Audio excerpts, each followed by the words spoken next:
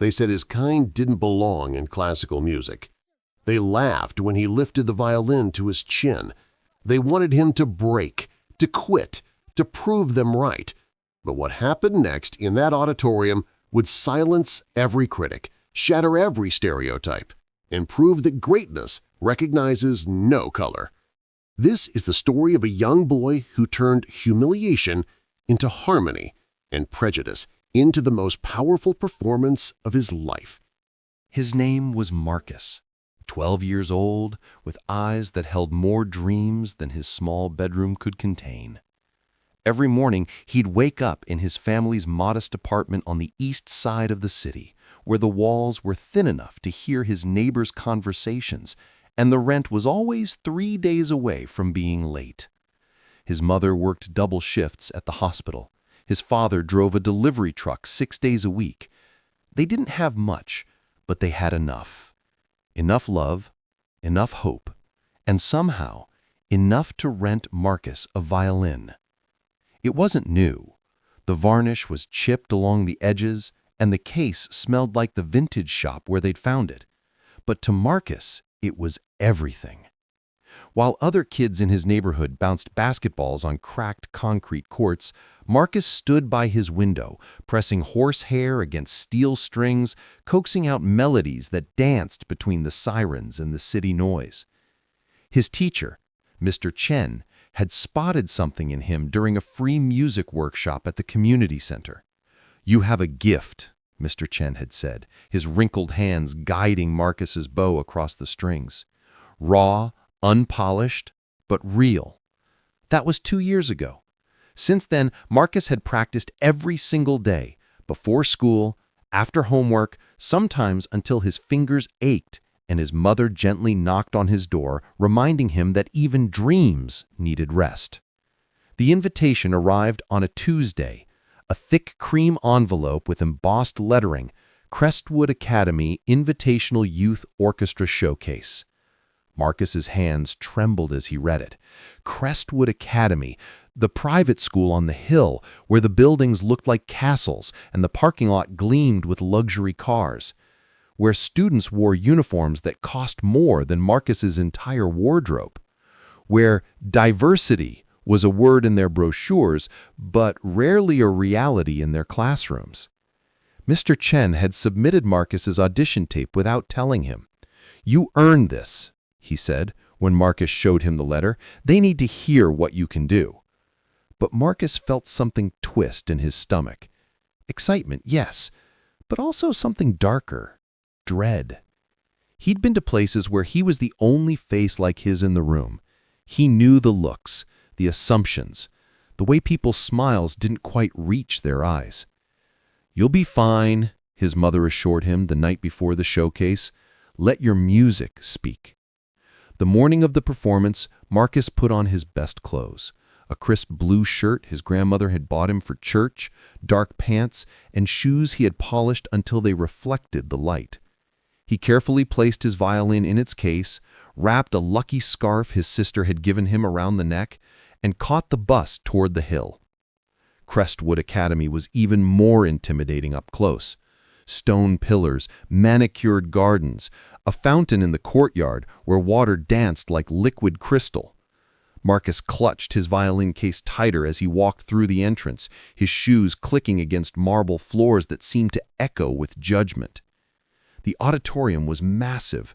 Red velvet seats stretched back in rows that seemed endless. The stage was framed by heavy burgundy curtains, and the lighting equipment above looked like it belonged in a theater on Broadway. Other students were already there, tuning their instruments, cellos, violins, flutes. They wore their Crestwood uniforms, boys in pressed suits, girls in plaid skirts and blazers. Their instruments gleamed. Their postures radiated confidence. Marcus found a corner and opened his case. His violin suddenly looked shabby, ancient, out of place. "Is that thing even tuned?" The voice came from behind him. Marcus turned to see a tall white boy with slicked-back blonde hair and a smirk that suggested he'd never been denied anything in his life. Two other students flanked him, a girl with perfect curls and a boy who looked like he'd stepped out of a catalog. "It's tuned," Marcus said quietly, turning back to his instrument. "I'm just saying," the blond boy continued, louder now, "they're really lowering the bar these days. Community, outreach, and all that." He said community like it was a dirty word. Marcus's jaw tightened. He'd heard variations of this before.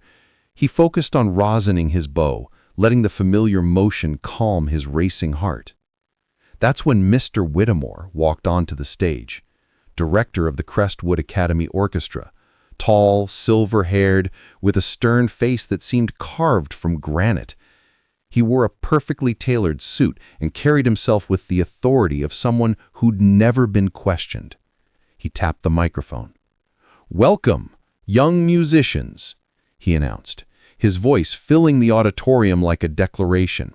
"Today, you will demonstrate not just technical skill, but artistry, class, the refined tradition of classical music."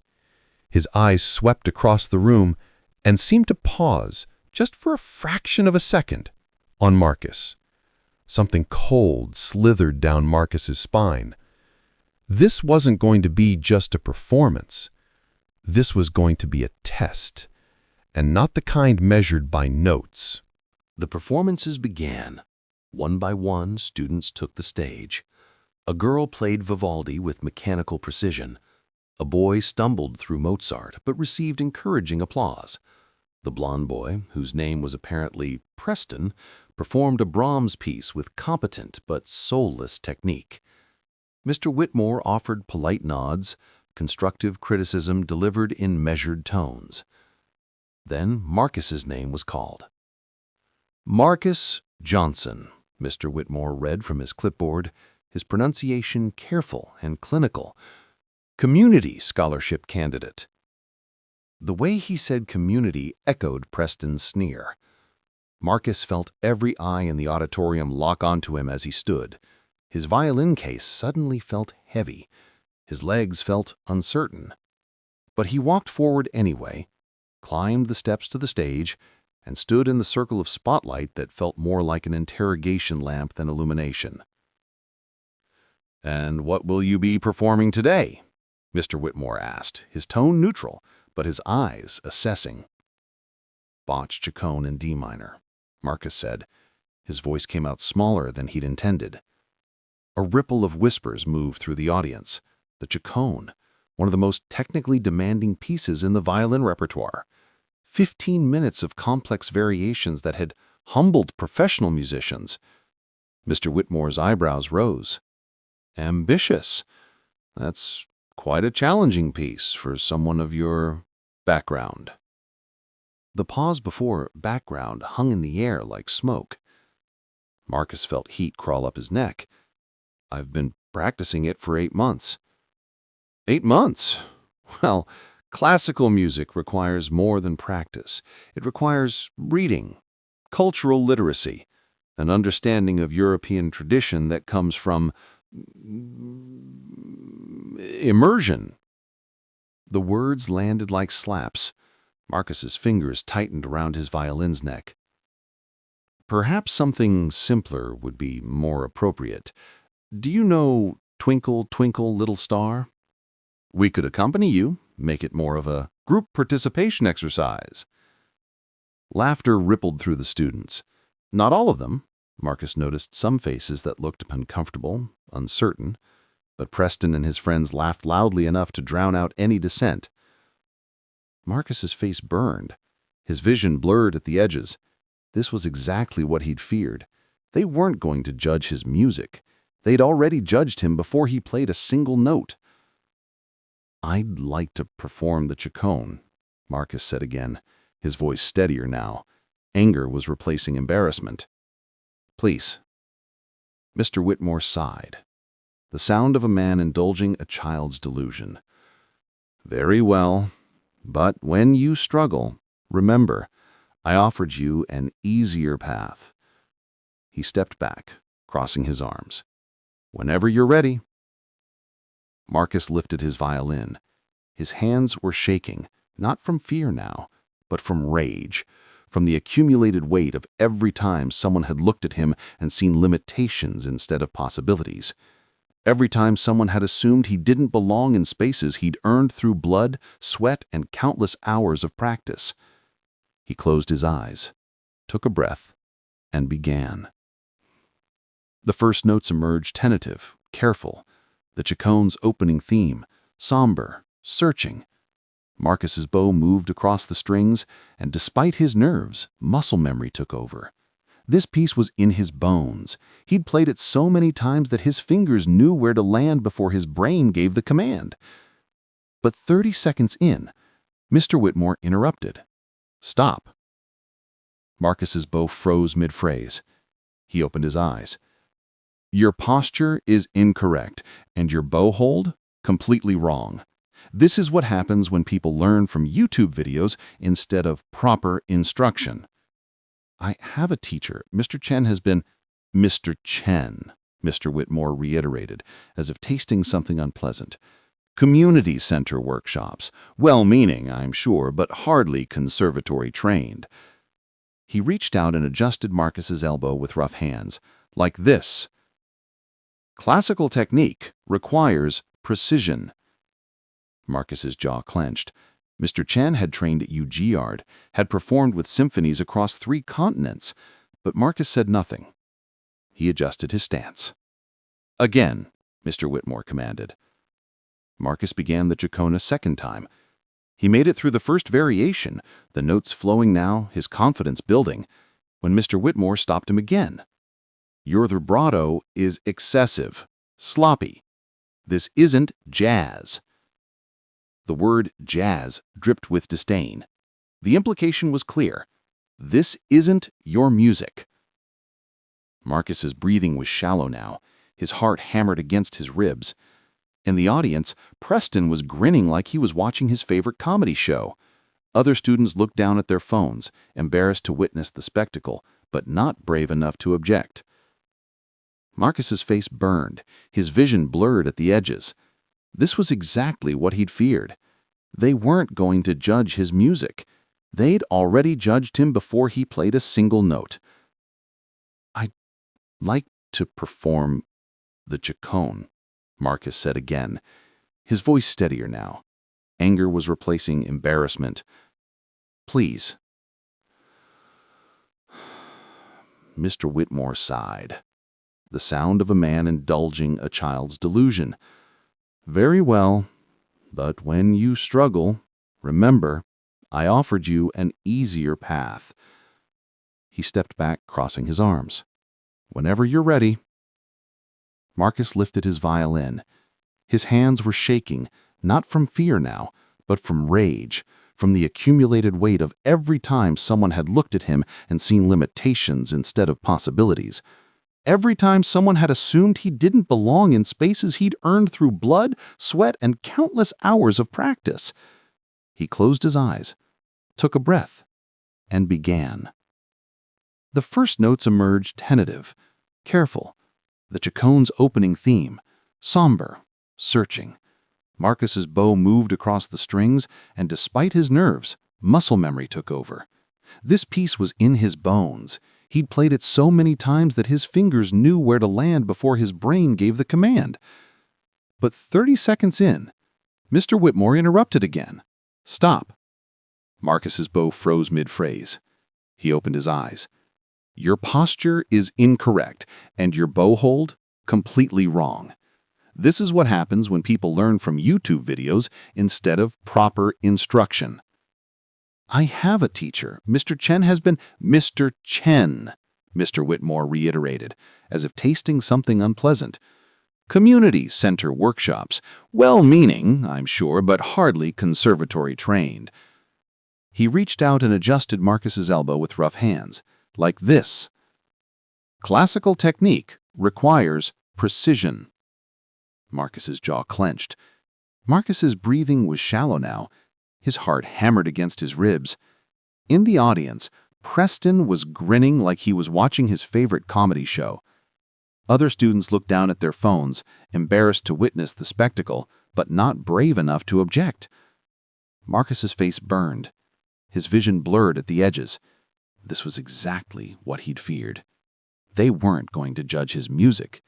They'd already judged him before he played a single note.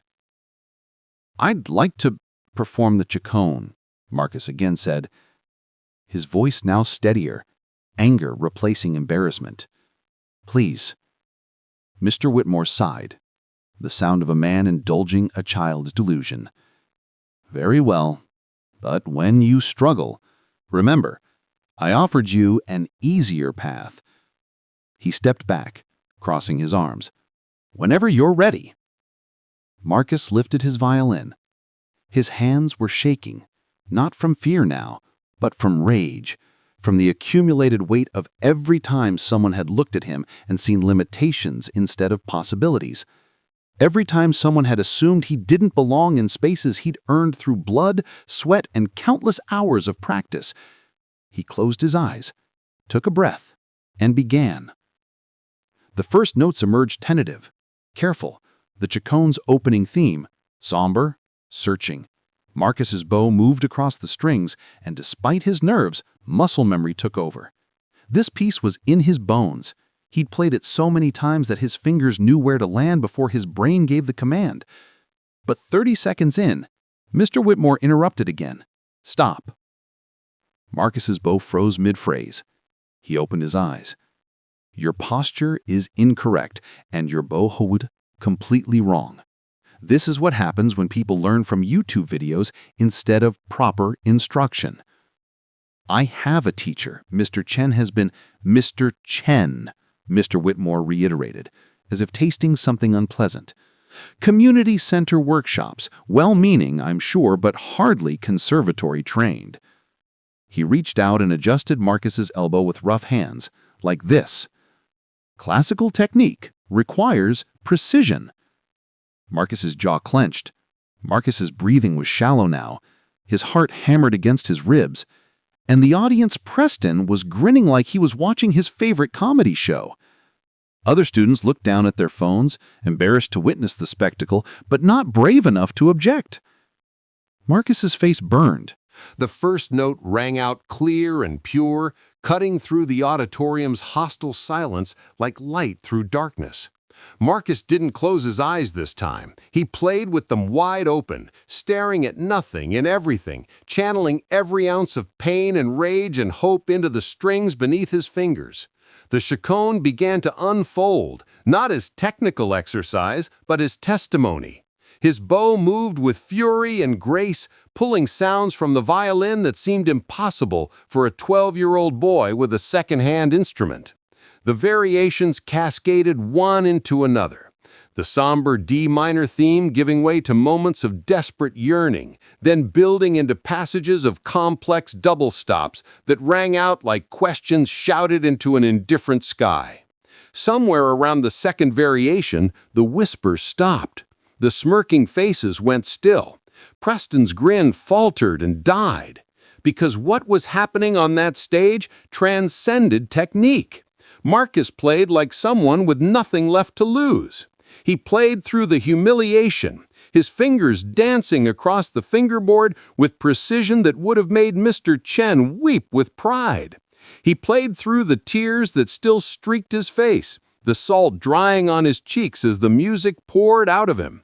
The chaconne's architecture revealed itself. Bach's mathematical genius transformed into pure emotion. Each variation a different facet of human experience: grief, joy, questioning, resolution. In the fourth variation, Marcus's violin sang with a sweetness that seemed physically ache. Students who'd been checking their phones slowly looked up. The girl with perfect curls pressed her hand to her mouth.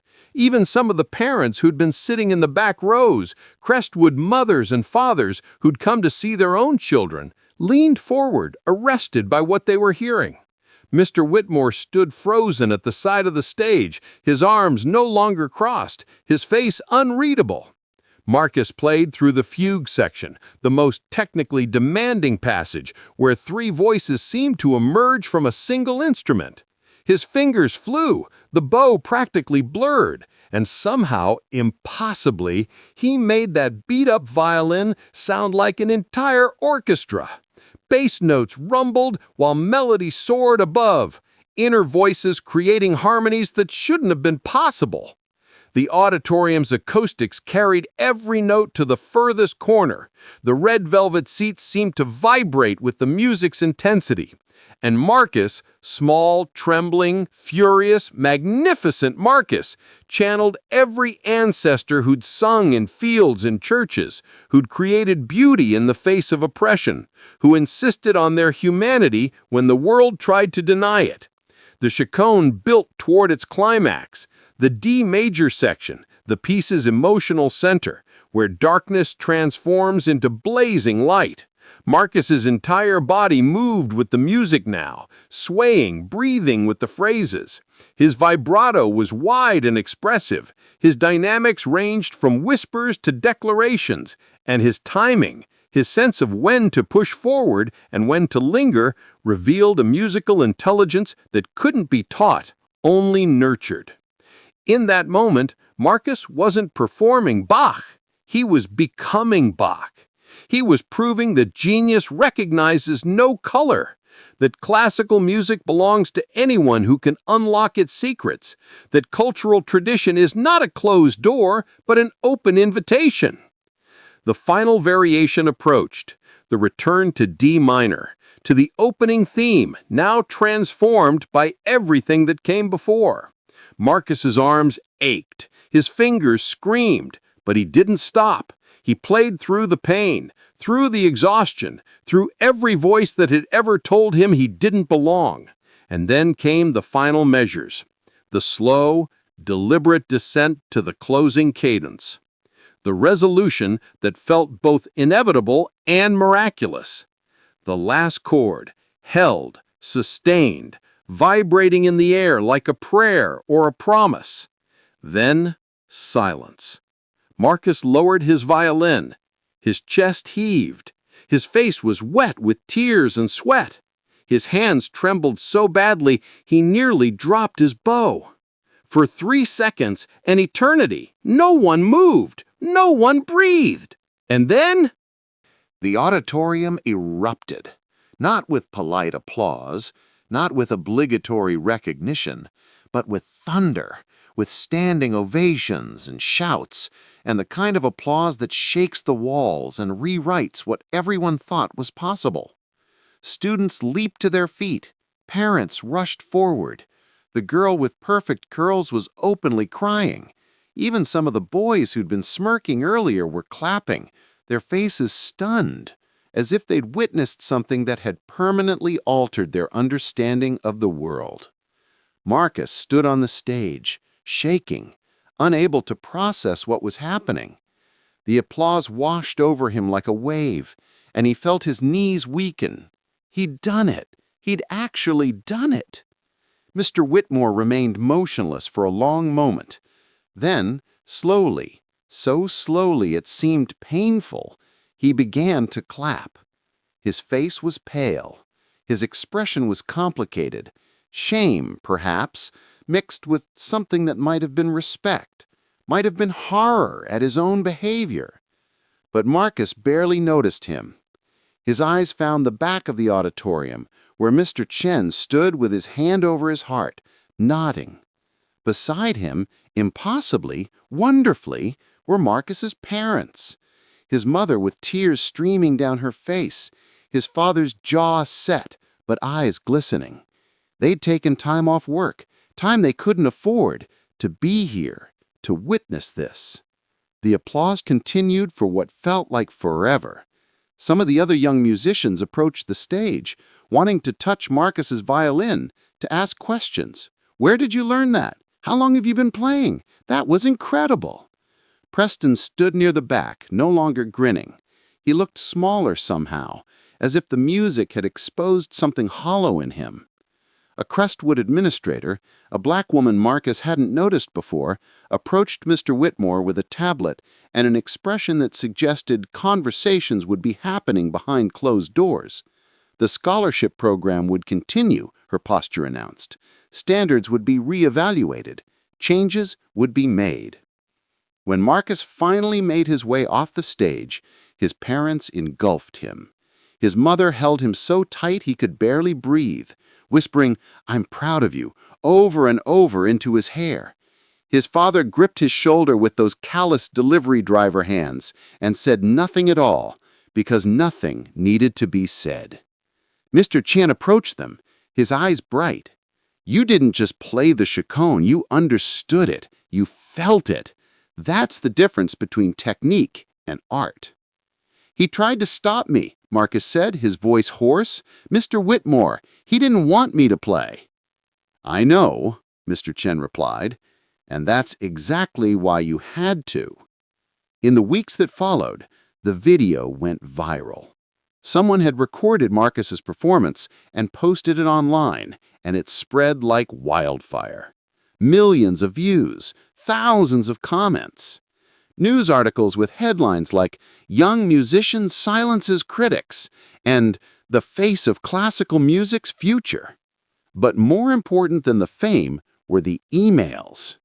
Messages from other kids, black, brown, poor, different, who'd thought classical music wasn't for them, who'd been told they didn't belong, who'd watched Marcus's performance and thought, "Maybe I can too." Marcus received a full scholarship to Crestwood Academy. Mr. Whitmore quietly resigned 3 weeks later. The orchestra's diversity initiative was completely overhauled, with Mr. Chen brought in as a consultant. But none of that mattered as much as what happened every day after school, when Marcus stood by his window with his violin, playing for the neighborhood. Kids would stop on the sidewalk to listen. Elderly folks would open their windows. The music would rise above the sirens and the city noise, a reminder that beauty can emerge from anywhere, that talent recognizes no zip code, that genius wears every shade of skin. Marcus learned something that day in the Crestwood Auditorium, something more valuable than any scholarship or viral video or newspaper headline. He learned that his music was his voice, and no one, no matter how powerful, no matter how privileged, could take that voice away from him.